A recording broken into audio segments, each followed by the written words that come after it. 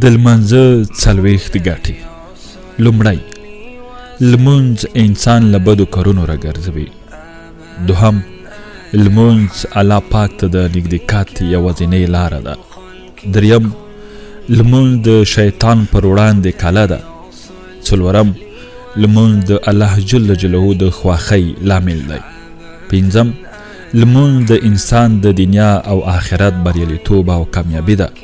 شپږم، لمونځ د انسان د زړه څراغ دی. اووم، لمونځ د الله پاک د رحمت د نزلېدو لامل دی. اتم، لمونځ رزق پراخوي. نهم، لمونځ د قیامت په ورځ د مؤمن د سر تاج دی. لسم، لمونځ د دوزخ له اوره د خلاصون لاره ده.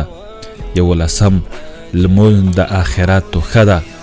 دولسم، لمونځ د مؤمن مسلمان معراج دی. دیارلسم، لمونځ د دین ستن ده. څوارلسم، لمونځ د جنت کنجي ده. پنځلسم، لمونځ د الله جل جلاله پر وړاندې ښه عمل دی. شپاړسم، لمونځ د دعا د قبلېدو سبب ګرځي. اوولسم، لمونځ د لمونځ کوونکي د مخ روښنایي ده. اتلسم، لمونځ د شیطان د مکر، چل او فریب پر وړاندې وسله ده. نولسم، لمونځ د پولیسرات څخه د تېرېدو سند دی. شلم، لمونځ د قبر د روښنایۍ څراغ دی. یوویشتم، لمونځ د نکیر او منکر پر وړاندې مثبت ځواب دی. دوهویشتم، لمونځ د قیامت په ورځ لومړنۍ پوښتنه ده. درویشتم، لمونځ د هر متقي او پرهیزګاره توښه ده. څلرویشتم، لمونځ کوونکی د ملایکو محبوب دی. پنځه-ویشتم، لمونځ د الله جل جلاله له لوري د بښنې وسیله ده.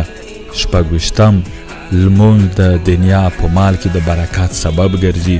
اووه-ویشتم، لمونځ د ګناهونو کفاره ده. اته-ویشتم، د لمونځ کوونکي عملونه د الله جل جلاله پر وړاندې د منلو وړ دي. نهه-ویشتم، لمونځ د ایمان قوت دی. درشم، لمونځ د مسلمانانو لپاره یووالی دی. یو-دېرشم، لمونځ د مسلمانانو زړه ته ډاډ وربخي. دوه-دېرشم، لمونځ د انسان د عزت او ښکلا ټکی دی.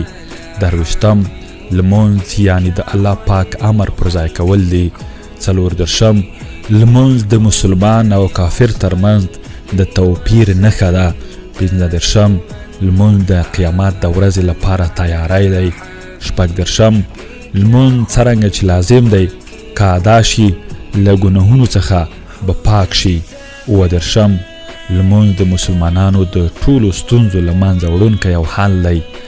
اته-دېرشم، لومړی لمونځ وکړئ، بیا مو د خپلو د ژوندو او مړو په حق کې د خپل رب څخه د دعا لاسونه پورته کړئ.